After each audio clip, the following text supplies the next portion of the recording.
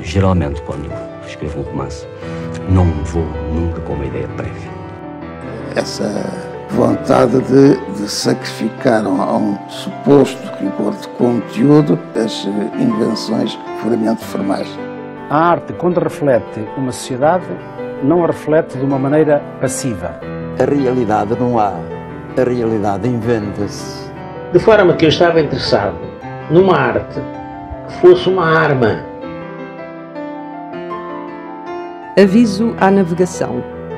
Este é o podcast do Museu do Neorrealismo.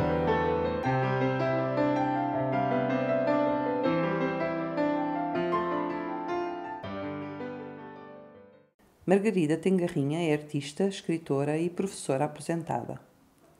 Militante do Partido Comunista Português, a sua vida foi marcada pela atividade política desde os tempos de estudante na Escola Superior de Belas Artes de Lisboa.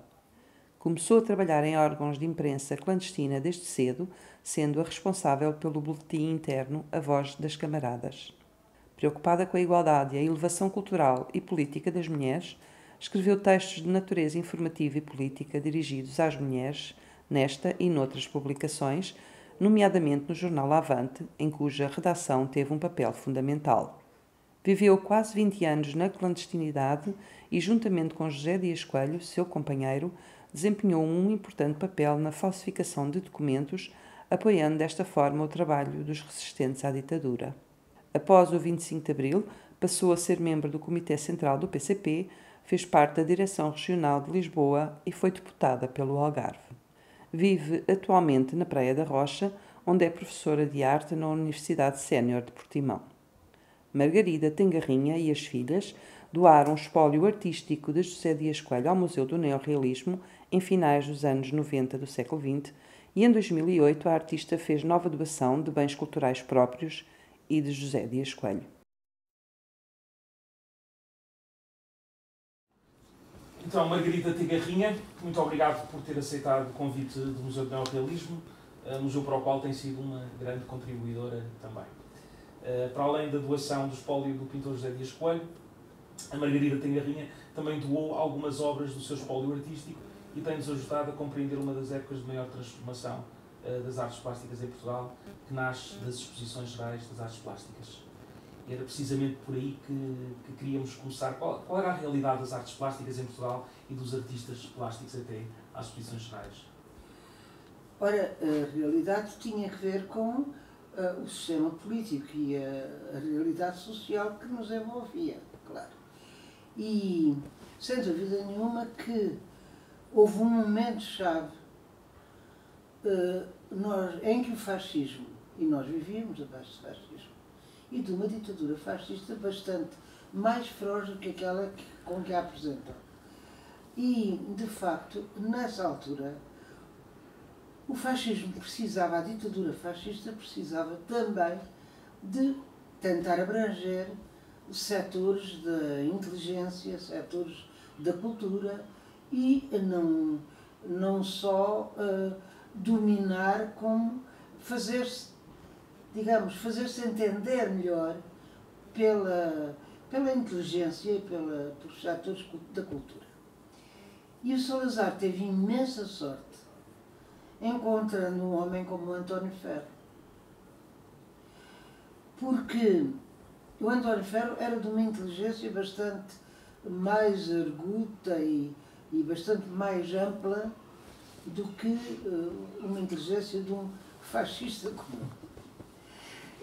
Ele tinha começado com modernistas, fez parte da direção do Orfeu, e daí o António Ferro era um homem aberto, muito aberto à cultura.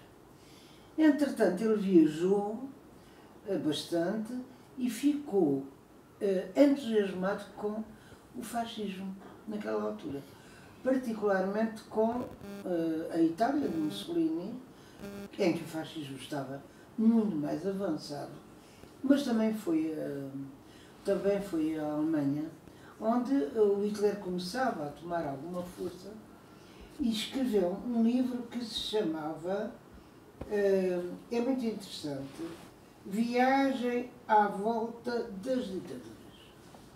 Este livro é um livro fundamental. Este livro, Viagem à Volta das Ditaduras, que foi editado em 1927, teve um impacto grande ante a intelectualidade cá, mas particularmente foi um indicador fantástico para o Salazar. Ele, a partir deste livro, disse: está aqui o homem que vai levar à prática a minha linha política, não é?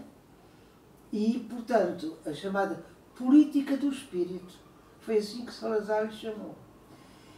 E o António Ferro foi realmente o grande realizador da política do espírito de Salazar. Com uma abertura muito grande que já lhe vinha da cultura anterior, era um homem muito culto. Depois escreveu uma biografia do Salazar, cujo título tenho aqui, que é Salazar, o Homem e a Obra, que foi editada em 1933. E, portanto, isto solidificou a sua presença junto de Salazar e o seu papel. E foi então que foi criado, a partir deste livro da biografia de Salazar, que foi criado o Secretariado de Propaganda Nacional. Em moldes muito semelhantes ao que se fazia na Alemanha.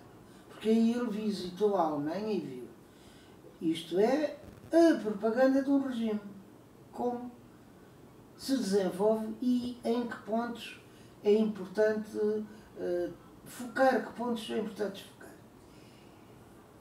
E é assim que começa o trabalho do António Ferro com o Secretariado da Propaganda Nacional, que, como quase tudo em Portugal, a partir do fim da guerra mudou de nome, sem mudar de maneira nenhuma as funções, nem o espírito, nem as atribuições, mas mudou de nome para Secretariado Nacional de Informação.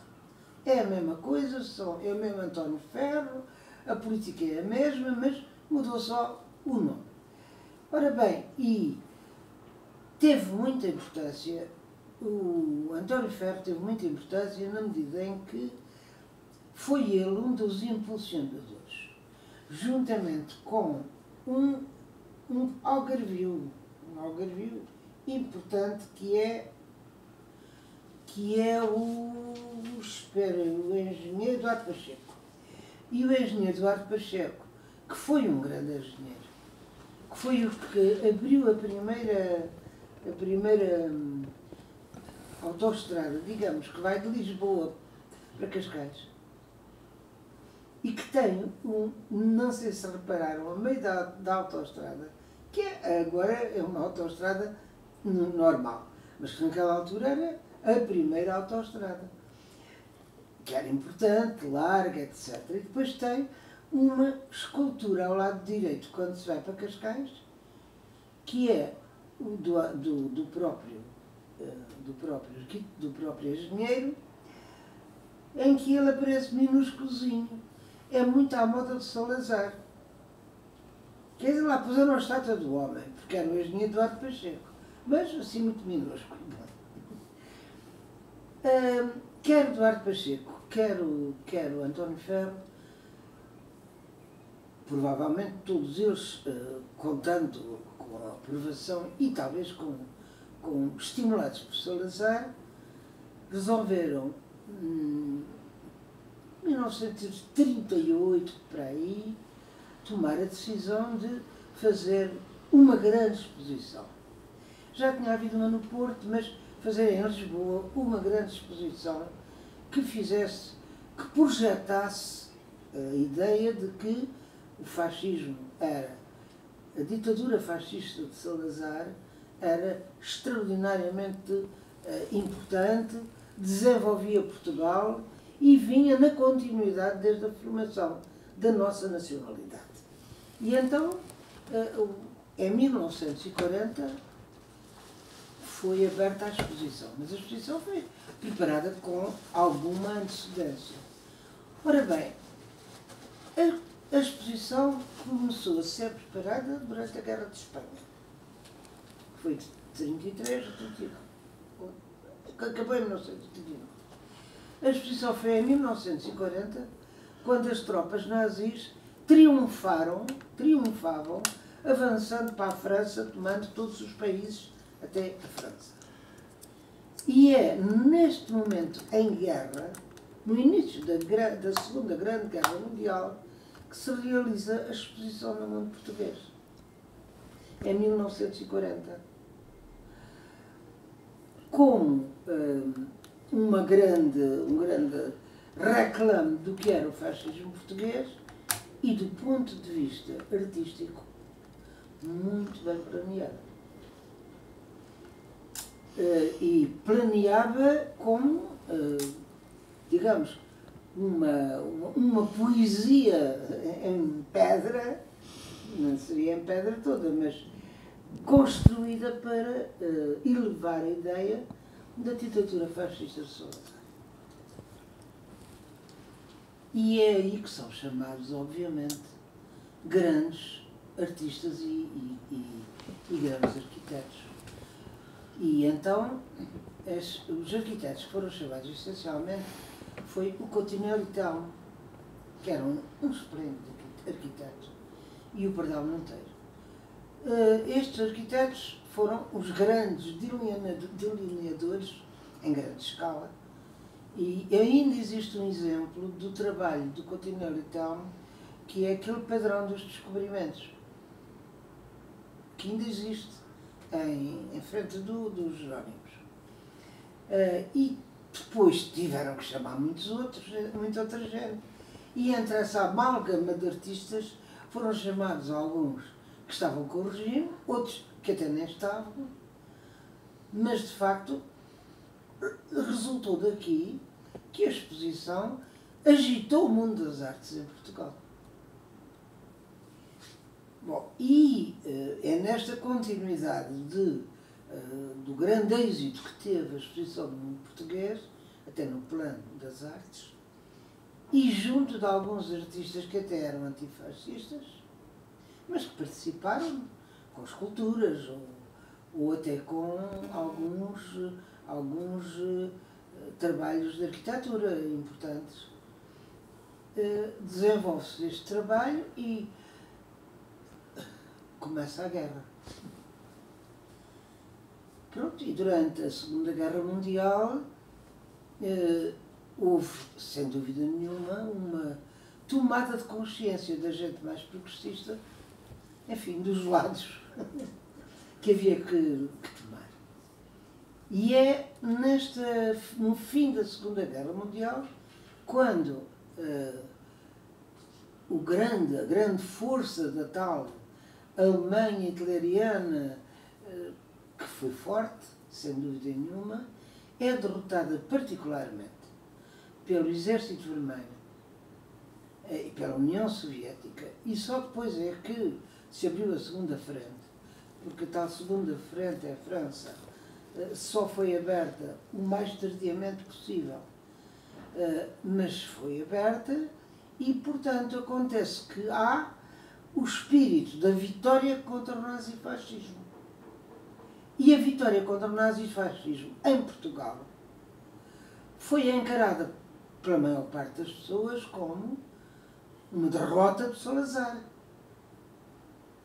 Porque desde aquela fase em que o António Ferro tinha andado a conversar com o Mussolini, tinha trazido fotografias autografadas do Mussolini para o Salazar, que ele manteve na sua secretária até ao fim da sua vida. Isto é para especificar bem as ligações. Ora, Salazar disse que tinha sido, enfim, neutro, um país neutral. Não foi nada neutral. Nós aqui no Algarve, na altura ainda não havia o Porto, que está ali aberto de Portimão. Não estava, ainda estava com muita areia, não havia saída. E nós víamos as grandes barcaças que vinham de Silos e lá no Rio Arade, virem com conservas de peixe, com cortiça, por exemplo, e com outros produtos que se reuniam no Algarve para servir as tropas alemãs. E os barcos alemães estavam ao fundo a receber as barcaças com mantimentos. Ora bem, naquela altura, como sabem, não havia congelados. As conservas de peixe eram o melhor mantimento para as tropas na frente da guerra. O melhor e praticamente o único, não é? Por outro lado, de se lhes vinha cortiça. E para quem não sabe, é preciso dizer que a cortiça é, sem dúvida nenhuma, o melhor elemento contra o frio. Ainda é a cortiça que é usada nos foguetões. Ora bem, para os grandes tanques de guerra alemães que estavam preparados, e tudo estava preparado para avançar para leste contra a Rússia, contra a União Soviética, a cortiça era um isolador, um isolante extraordinário para os carros de guerra. E se a gente via sair a cortiça, não sabíamos para quê, mas depois percebia-se. Portanto, esta é a situação. Quando a guerra acaba, houve de facto em Portugal uma explosão de alegria. Não só pelo fim da guerra, mas porque o fim da guerra representava o fim do nazifascismo dos aliados de Salazar. E nós víamos nisso, nós todos, víamos nisso uma derrota para Salazar. E foi, sem dúvida, uma derrota. E Salazar, de tal maneira se sentiu derrotado, que a oposição antifascista também se sentiu animada por sua vez com esta vitória contra o nazifascismo e foram criadas a CEUD e os vários movimentos, como o Movimento de Unidade Democrática e o MUD Juvenil. Isto logo a seguir ao fim da guerra, em 1946. Este entusiasmo vibrante dos antifascistas portugueses, claro, dos comunistas, mas os antifascistas excediam largamente o número de comunistas. E, portanto, havia uma unidade muito grande de luta e de vontade de submergir o que o fascismo fazia, em todos os aspectos, quer no plano político, com a criação de movimentos de oposição ao Salazar, como, evidente, foi essencialmente o MUNAF, ou o MUD adulto e o MUD juvenil. E isto, em 46, há esta explosão de alegria antifascista e de organizações antifascistas que acabam por se refletir nas artes, como é óbvio. E embora, como todos sabemos, o neorrealismo começou muito antes do fim da guerra, com o Álvaro Dol, com o Sr. Pereira Gomes, com todos aqueles artistas e escritores que fizeram parte do grupo neorrealista inicial. Porque em todo o mundo o neorrealismo começou na literatura. Depois segue-se as artes plásticas. E nas artes plásticas houve também a vontade de se tomar expressão. E tomar expressão toda aquela gente que era antifascista. Em geral. Ora bem, e aqui temos o problema que nós, artistas, queríamos resolver. Nós, nessa altura, quando a guerra acabou, tinha 17 anos. Depois entrei nas Belas Artes logo a seguir. E portanto, posso falar de nós, porque participei nisto tudo. Modestamente, claro, mas, quer dizer, estava na onda de querermos expressar as nossas ideias, mostrar o que fazíamos do ponto de vista artístico e não tínhamos onde. Não tínhamos lugar. E acho que muita gente se esquece que naquela altura praticamente não havia galerias. Muito poucas. As galerias começaram muito posteriormente. E principalmente as grandes galerias. Expunha-se em pequenos quartitos, em pequenos sítios, mas não havia salas de exposições, senão 2 grandes salas de exposições. A Sociedade Nacional de Belas Artes, cuja direção era reacionaríssima, Eduardo de Malta, a Eduarda não sei quantos, toda aquela gente era do mais recuado em relação às artes, além de serem também recuados politicamente. E havia as salas, a grande sala do SNI, do Secretariado de Propaganda Nacional, que exatamente nessa altura tinha mudado de nome e passou a chamar-se Secretariado Nacional de Informação, sempre com o ferro à cabeça, como é óbvio. E então, essas salas em que muitos artistas expunham, e muitos bons artistas, porque não havia outras, não é? Mas nós, jovens, não tínhamos entrada nas salas, nem queríamos, nem tínhamos entrada nas salas do SNI. E na Sociedade Nacional de Belas Artes também não tínhamos entrada, porque aquela direção era muito reacionária, muito conservadora do ponto de vista artístico, e a maior parte das coisas não eram aceitas, das nossas coisas. Mais às vezes no Salão da Primavera, que era desenho e aguarela e guache e tal. Mas a grandes exposições de outono não tínhamos entrada. Portanto, o que é que a gente fez? Foi estávamos numa altura de grande efervescência e alegria. E descobriu-se, eu não sei o que é, julgo que foi coisa ou do Júlio Pomar, ou talvez do Lima de Freitas, não sei. Sei que houve alguém que descobriu nos estatutos da Sociedade Nacional de Belas Artes que os alunos da Escola de Belas Artes podiam ser sócios automaticamente e até pagando uma cotização muito pequena. Bem, ninguém tinha pensado nisto durante o período anterior. De repente, isto surge-nos e então a malta das Belas Artes corre em massa a inscrever-se na Sociedade Nacional de Belas Artes, dentro dos nossos direitos estatutários. E lá pagando um bocadito do que era obrigatório. E isto antes de haver uma Assembleia Geral. Pronto. E na Assembleia Geral o que acontece é que a massa de estudantes venceu os 3 ou 4 dos arcaicas, digamos, múmias que lá estavam. Ligados por Malta, não é?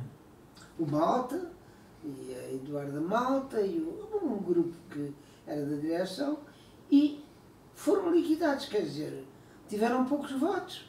E quem ganhou foi eu não me lembro os nomes, mas sei que foi um grupo de gente mais ou menos progressista. Não era assim tão progressista, porque nem podia ser na altura, simplesmente era gente aberta. E a nova direção foi uma direção que imediatamente abriu as portas da sociedade à malta jovem que queria expor. E à malta mais antiga que também queria expor com a malta jovem. E é assim que em 1946 abrimos a primeira Exposição Geral de Artes Plásticas, já nas grandes salões do resto de chão da Sociedade Nacional de Belas Artes, que, como sabem, é um sítio espantoso para expor, e com a malta toda a pregar nas paredes os nossos quadros.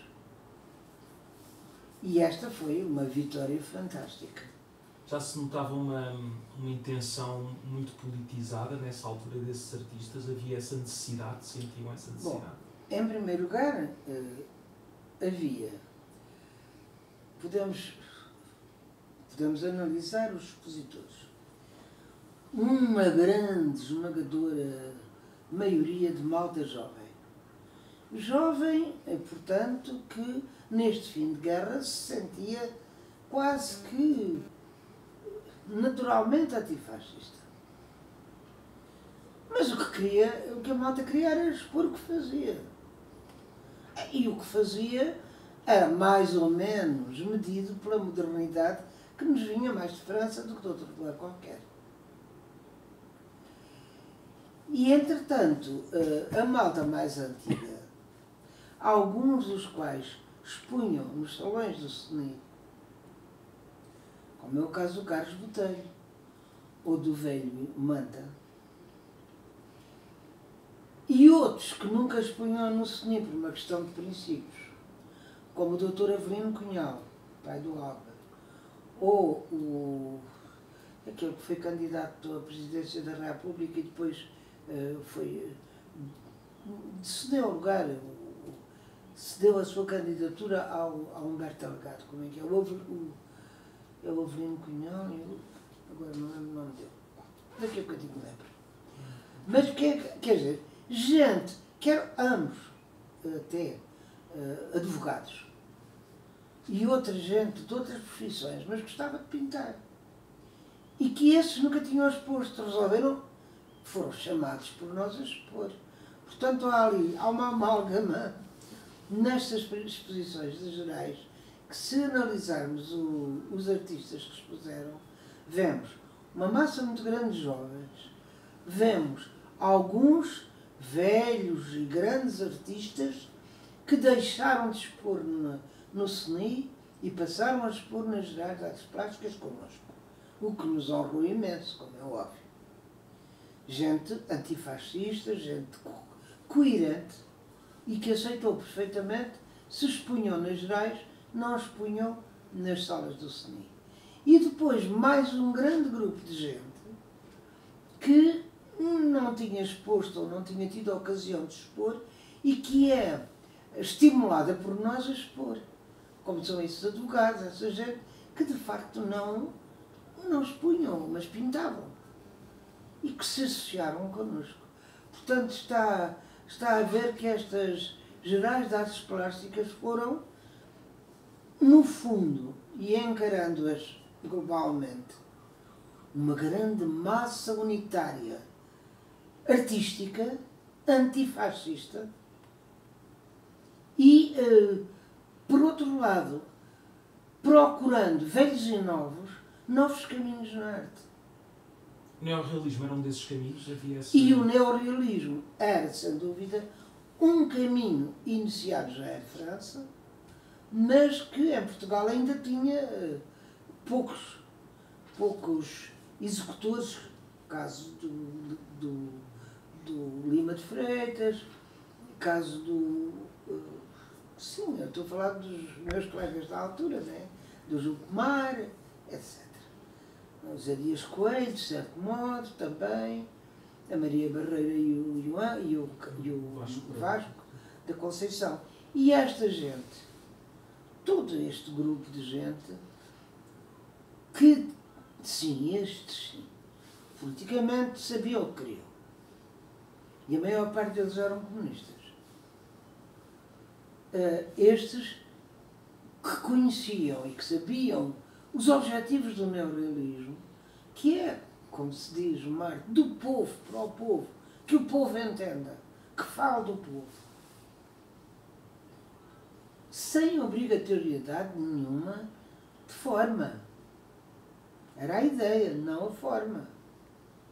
Não houve, nunca houve, entre os neorrealistas, ao longo do percurso do neorrealismo, nunca houve nenhuma obrigatoriedade digamos, nesta luta sempre geral na arte da forma e do conteúdo. Nunca houve contradições.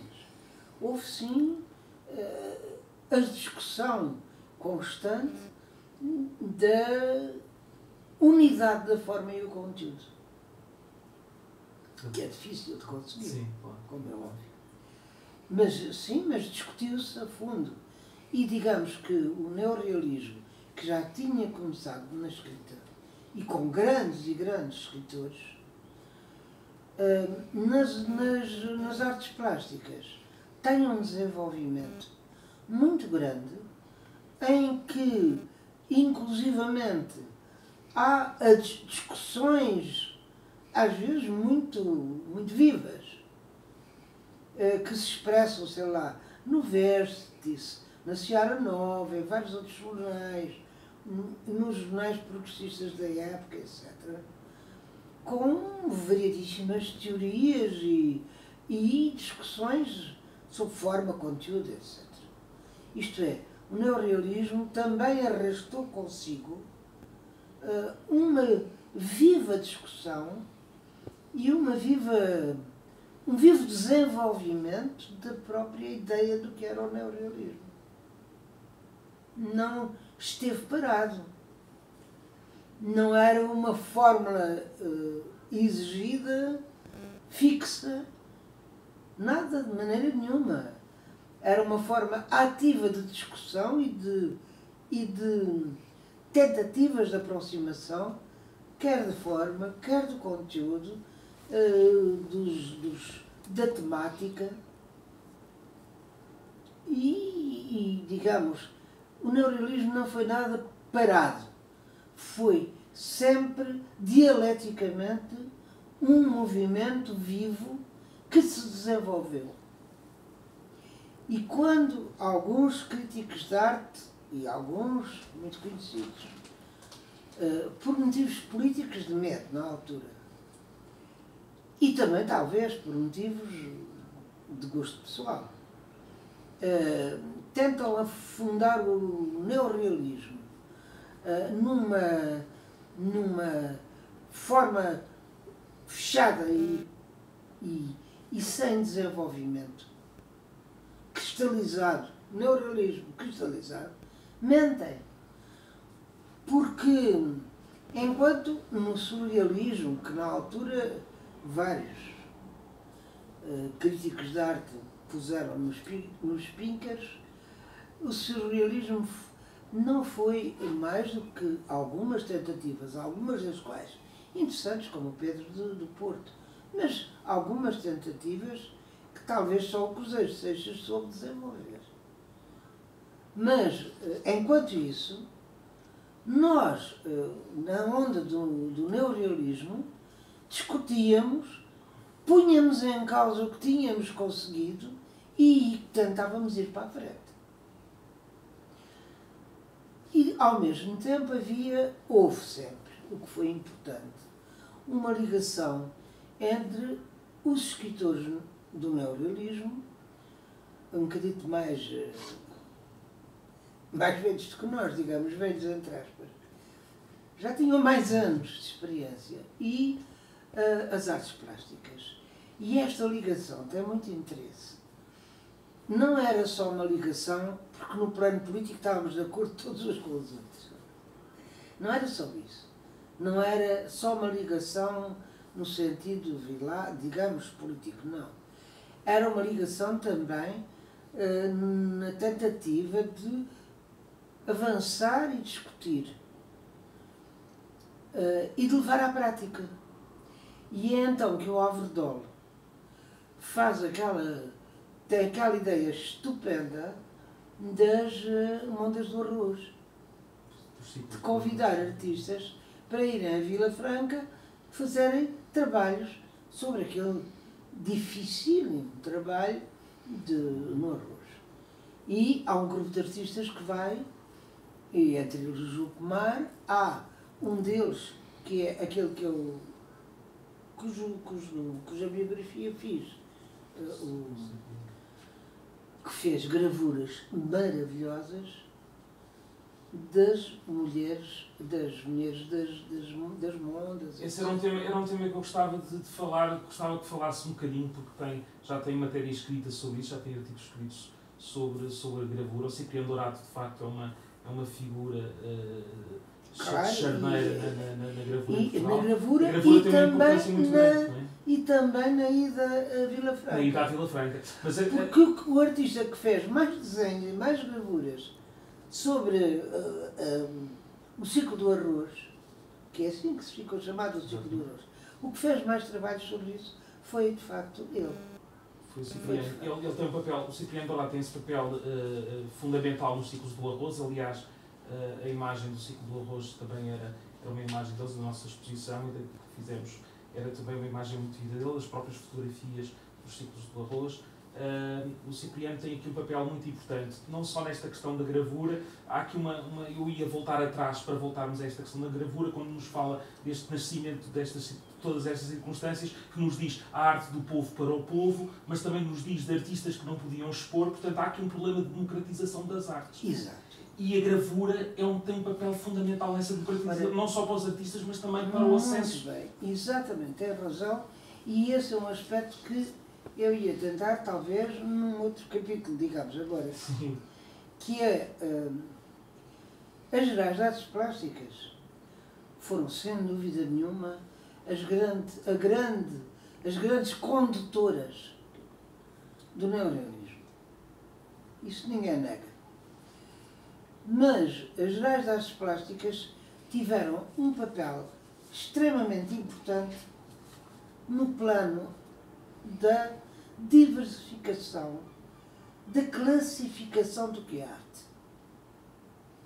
E isto não é pouco importante.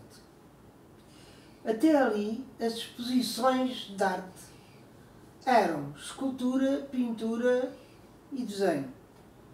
Mais nada. As Gerais de Artes Plásticas criaram, neste rompante democrático pós-guerra e na tentativa larga e ampla de unidade entre os artistas, criou-se a ideia de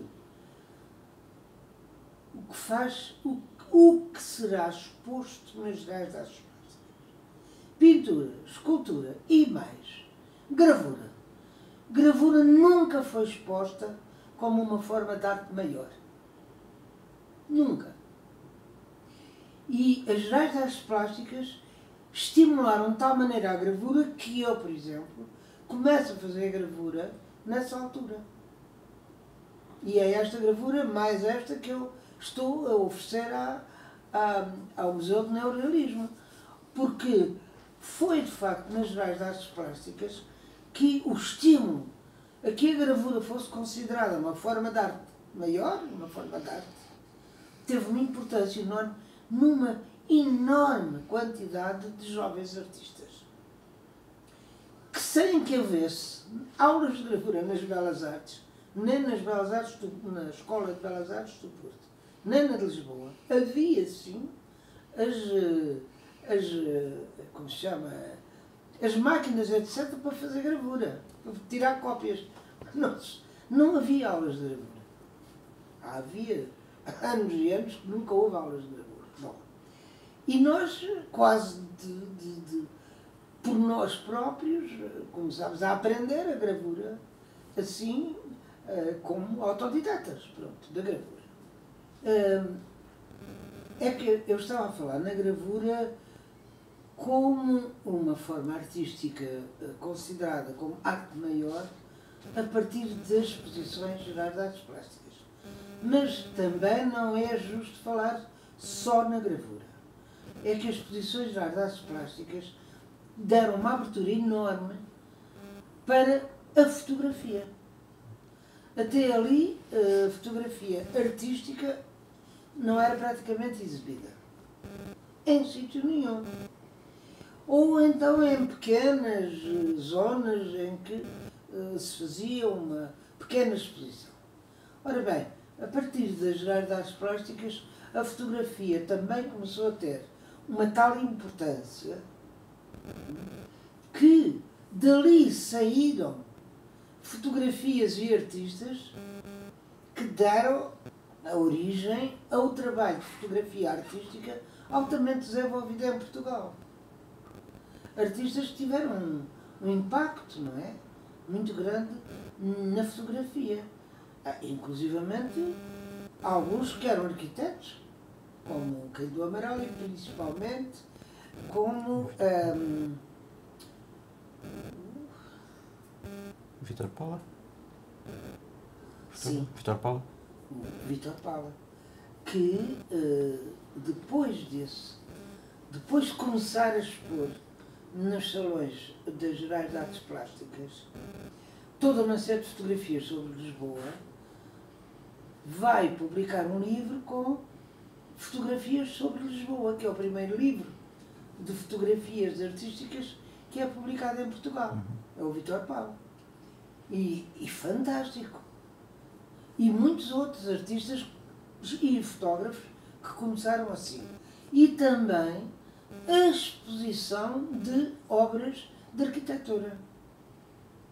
A arquitetura que é, evidentemente, uma forma de arte. Nunca tinha sido exposta como tal. E projetos de arquitetura, etc., começaram a ser expostos, nomeadamente com grande entusiasmo. O Caio do Amaral, o Cid, vários arquitetos que começaram a expor nas Gerais de Artes Plásticas e a ter um grande impacto. A parte das... Claro que não eram projetos completos, mas a parte artística, digamos, da arquitetura passou a ser olhada com mais atenção pelo público. Ora bem, tudo isto foi estimulado pelas exposições gerais de artes plásticas. Todas estas novas formas de arte e de exposição. Mas voltando à gravura, ainda há um aspecto importante a dizer sobre a gravura. E a gravura, em relação a todas estas novas formas de arte que participaram nas Gerais de Artes Plásticas como formas de arte, a gravura é um caso um bocado mais importante e especial. E por que razão? Porque a gravura pode multiplicar-se face o número de gravuras que se quiser a partir da matriz. E, portanto, a gravura é uma forma de arte barata. É uma forma de arte que, ao mesmo tempo, pode e tem a possibilidade de ter um papel de divulgação de ideias. Mais do que um quadro que fica preso à parede. E a gravura serviu várias revoluções. A Revolução Mexicana usou altamente a gravura. A Revolução Chinesa usou a gravura. Porquê? Porque a gravura era feita para pessoas que não sabiam ler nem escrever.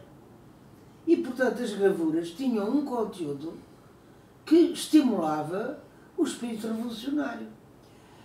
Ora bem, neste sentido, nós consideramos que fazer a gravura tinha também uma importância política e não só uma importância de alargar a cultura a massas que não tinham acesso às exposições. Ora bem, multiplicando gravuras, fizemos exposições na zona industrial de Almada, no Barreiro, em vários sítios do Alentejo, todas elas exposições com muitas gravuras. E pela primeira vez houve gente que nunca tinha visto uma exposição que se entusiasmou com as gravuras. Que viu arte pela primeira vez. E isto porque a gravura possibilita fazer grandes exposições com pouco esforço económico, claro. E além disso, digamos, com uma grande facilidade de reprodução das gravuras. Ora bem, e foi este impacto que a gravura teve, a partir das Gerais de Artes Plásticas, que eu acho que não tem sido suficientemente posto em relevo. E este impacto é que deu origem ao facto de muitos de nós, que tínhamos começado a fazer gravura como autodidatas, acharmos que devia ser A gravura devia ser considerada como uma forma de arte muito séria, e aí formou-se a Cooperativa dos Gravadores Portugueses. Exatamente em 1956, em que eu e o Zé éramos sócios também, membros. Simplesmente, em 1956, já havia um ano que nós estávamos na clandestinidade. Só por isso é que não fomos até a sócios da gravura. Sente que esse período, podemos voltar à gravura, mas aproveitando essa sua deixa, há aqui uma pergunta que gostava de fazer, que é: Margarida sente que abdicou da sua carreira enquanto artística pela sua militância? Ou sente que o seu papel enquanto artista também era relevante na luta que fazia na clandestinidade?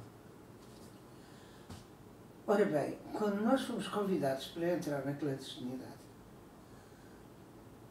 aceitámos, e aceitando, evidentemente, que rejeitámos ou pusemos de lado a possibilidade de continuar nas artes, como artistas.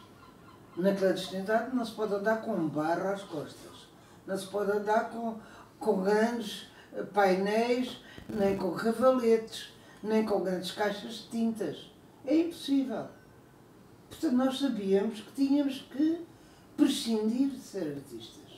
O Zé ainda continuou, e ainda está no Museu de Neorrealismo várias coisas que ele fez em aguarela, em guache, etc., porque são meios de trabalho mais portáteis. E, portanto, por isso é que há muitas coisas que ele fez na clandestinidade que estão lá no Museu de Neorrealismo e que foram feitas durante o período da clandestinidade. Eu, durante o período da clandestinidade, usei a gravura principalmente mais para fazer falsificações. E falsificações com base na gravura em linóleo. Carimbos, coisas assim, que eu fazia com a minha habilidade da gravura que tinha feito artística. Depois, quando o Zé foi assassinado e eu fui trabalhar com o Álvaro em Moscou, a partir de 1962, o Zé foi assassinado daqui a dias. Faz 60 anos que o Zé foi assassinado. No dia 19 de dezembro de 1961. E a partir dessa altura, depois eu fiquei exatamente a preparar outros para fazerem gravura. Porque, entretanto, quem nos tinha substituído, que era o Júlio Martins e a Natália David, um casal que nos substituiu quando o Zé começou a trabalhar com o setor intelectual de Lisboa e eu passei a ser membro da redação do Avante, era o Júlio Martins e a Natália que aprenderam connosco e que faziam gravura, que faziam falsificações. E o Júlio Martins foi preso e lá está como falsificador, porque encontraram na casa dele tudo, não é? Ora bom, mas presos eles, a única pessoa, e morto o Zé, a única pessoa que podia dar continuidade a esse trabalho tive que ser ele. Para montar de novo uma oficina de falsificações. E então, fiquei 6 meses a trabalhar com o Américo Leal, que foi quem nos substituiu. A trabalhar, a assinar como se faz um selo branco, como se faz um carimbo, etc. E a partir daí, a meados de 1962, a oficina já estava refeita e eu fui trabalhar para Moscou com o Álvaro. Portanto, este trabalho continuei, mas falsificação só fiz por acaso noutras alturas, quando foi preciso. Mas de toda a maneira, digamos, arranjámos quem fizesse esse trabalho e essa oficina. Portanto, a sua pergunta era... Sim, se tinha abdicado, como tinha abdicado. Bem, eu, quando o Álvaro, que era uma pessoa muito sensível, exatamente às artes, e via que eu estava lá a fazer outras coisas com ele, volta e meia dizia-me, houve, por exemplo, dou um exemplo, Em 1963 eu estava em Moscou e houve uma reunião internacional de mulheres da Federação Democrática Internacional das Mulheres, um congresso. E nesse congresso de mulheres, esse realizou-se em Moscou. E o Álvaro disse, pronto, que eu ia ser uma delegada, a Dona Maria Lamas é que era a cabeça de lista, presidente do nosso grupo de mulheres portuguesas, mas eu fiz parte desse grupo. E o Álvaro disse, olha, então agora desenha um postal para a delegação portuguesa oferecer às outras mulheres.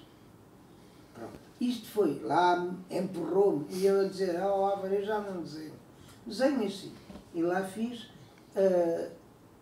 o desenho, que foi multiplicado em muitos postais, com 3 mulheres abraçadas, de várias raças, porque no fundo era disso que se tratava. Pronto. Anos mais tarde, pouco mais tarde, porque eu estive a trabalhar com o Álvaro, não muitos anos, houve uma conferência exatamente na base do livro Resistência a Portugal, que foi escrito para promover o conhecimento da repressão em Portugal e poder servir de base para conferências, para se perceber o que é que se passava da repressão em Portugal.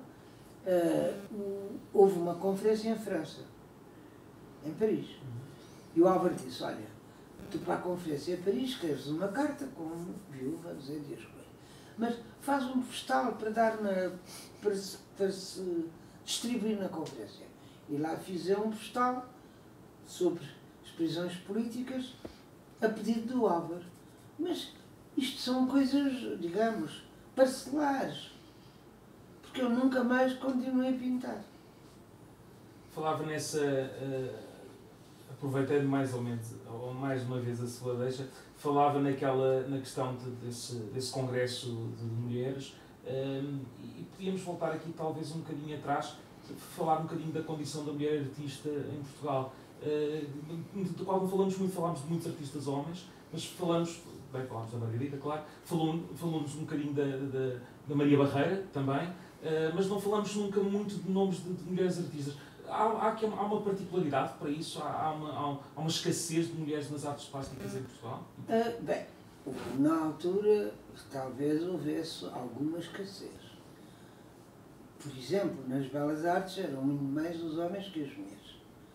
Mas havia muitas mulheres e houve sempre mulheres pintoras importantes, claro, em Portugal. Nessa época, a Alice Jorge foi uma pessoa que teve uma continuidade no seu trabalho muito grande e que era uma grande artista. A Maria Coelho do Amaral, que também expunha nas Gerais de Artes Plásticas, a Maria Barreira, escultora, a Margarida Chimel Fénix, por exemplo, escultora, que também expôs numa das Gerais de Artes Plásticas. Havia mais pintoras, até do que escultoras, mas havia várias pintoras em Portugal, incluindo pintoras que foram lançadas pelo SNI, pelo António Ferro, como é o caso da mulher do Almada, que se chamava Sara Afonso. Sara Afonso. Pronto. Mas aí está, eu há bocado disse, e acho que é bom pôr em relevo, a Sara Afonso e o Almada Negreiros eram 2 grandes artistas. Basta ver alguns quadros da Sara Afonso para ver que ela era uma grande artista também. E, no entanto, foi apagada, um bocado apagada, pelo marido. Digamos, ele não lhe deu nenhum estímulo para ela continuar como artista. Enquanto o caso da Maria Barreira e do Vasco Conceição é o contrário. O Vasco e a Maria Barreira trabalhavam em conjunto e aconselhavam-se mutuamente e teve muita importância, como casal, o trabalho que eles fizeram e que nunca era igual. Cada um tinha um estilo seu, um estilo próprio, mas eles deram um grande auxílio um ao outro. Bem, portanto, isto nas artes, quando há um homem artista e uma mulher artista, pode acontecer às vezes que a mulher fica um bocado apagada sob a influência do marido, não é? E curiosamente, quando falamos do Vasco Pereira da Conceição e da Maria Barreira, dizemos sempre o nome dos dois, não é? Quando falamos dizemos sempre o nome dos dois. E parece uma coisa meio paternalista, mas não é, na verdade. É porque aquilo era um trabalho dos dois conjunto, que se construíam mutuamente, criticavam-se mutuamente e construíam uma obra em conjunto. Isso é interessantíssimo. Mas eram um casal exemplar e eram fantásticos. Eram duas pessoas humanamente fantásticas. Pois é, isso também a Maria Alice Jorge viveu com o João Pomar, como julgo que sabem. E o Júlio também não de maneira nenhuma procurou minimizar ou deixar que a Alice fizesse coisas, pelo contrário. Também a estimulava. Portanto, digamos que talvez isto tenha que ver com as posições políticas do marido, não é? Não posso garantir, mas pode ser.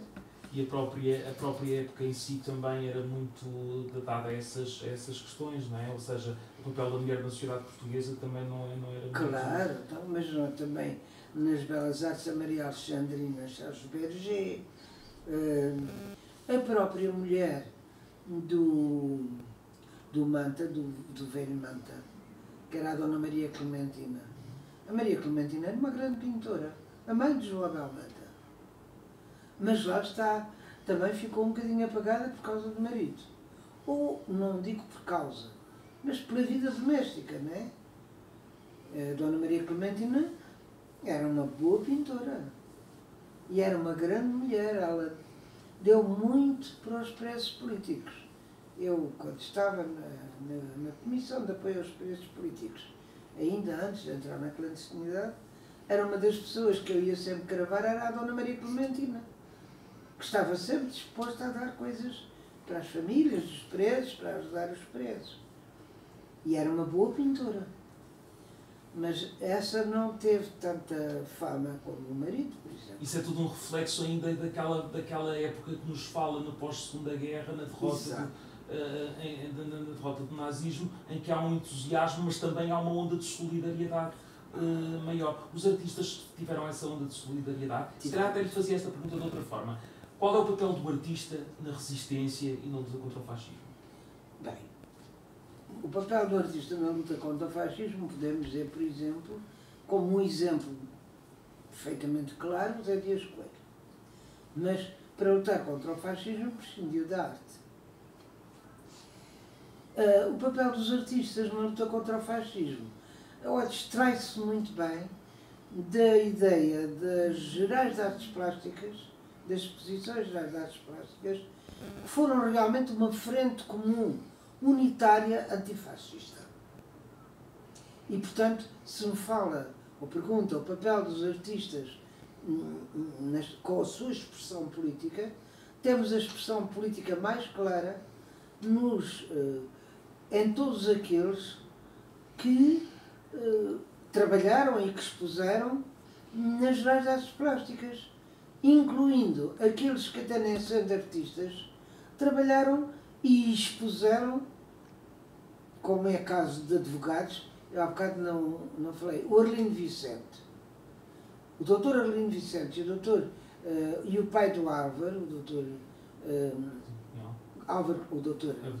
Avelino Cunhal, qualquer deles, o Avelino Cunhal e o outro, foram gente que politicamente estava contra o fascismo e que teve uma expressão interessante no plano artístico integrado nas gerais artes plásticas. Assim, e muitos outros. O Avelino Cunhal pintava até sobre o trabalho, não é? Pintava muito... Pintava também paisagem, mas sim, pintava... Tinha pintura figurativa, assim. E era um bom artista. Estamos quase a terminar esta nossa conversa. Não queria terminá-la sem antes abordar aqui um assunto que me parece importante. A Margarida, talvez uma parte da sua vida que não seja tão conhecida, que é essa sua vida como professora de História da Arte, e que tem desempenhado certamente um papel importante no ensino em Portugal, E queria lhe fazer uma pergunta sobre isso enquanto professor de História da Arte. Acha que a História da Arte ainda desempenha um papel crítico na clarificação da história? Ao longo daquilo que fomos falando de política, de sociedade, etc. A História da Arte desempenha um papel importante na clarificação daquilo que é a história em sentido amplo?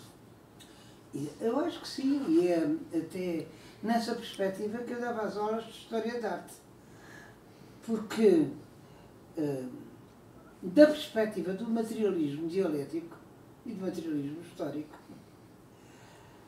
as artes têm um papel importante como reflexo do que é a sociedade, ou como forma de lutar contra determinados aspectos sociais. Quer por lutar, quer por refleti-los, a arte tem sempre um papel importante na história em geral. É claro que os períodos da história são sempre acompanhados por períodos nas artes plásticas e na história da arte isso é claríssimo. Há os vários períodos que correspondem às relações sociais de produção, digamos, no plano social, o plano social reflete na arte, de cada período e de determinado período. Portanto, quando se estuda a história da arte, entende-se melhor a história. Se estudarmos o neorrealismo hoje mais aprofundadamente, compreendemos melhor a história de um Portugal de 1926 até 1974? Sem dúvida nenhuma. Até porque, repare, se não tivesse havido, partimos do princípio que não podemos alterar a história. A história é o que é, foi o que foi. Mas admitamos que não tinha havido neorrealismo em Portugal. Entendia-se tão bem como se entende através da arte neorrealista o que foi a vida do povo? Não, não se entende. Não é com a arte abstrata, nem com o surrealismo, que se entende a vida difícil das mondadeiras do arroz, nem das ceifeiras do Alentejo, nem a morte da Catarina Eufémia, que foi o que vos ofereci, a gravura que vos ofereci.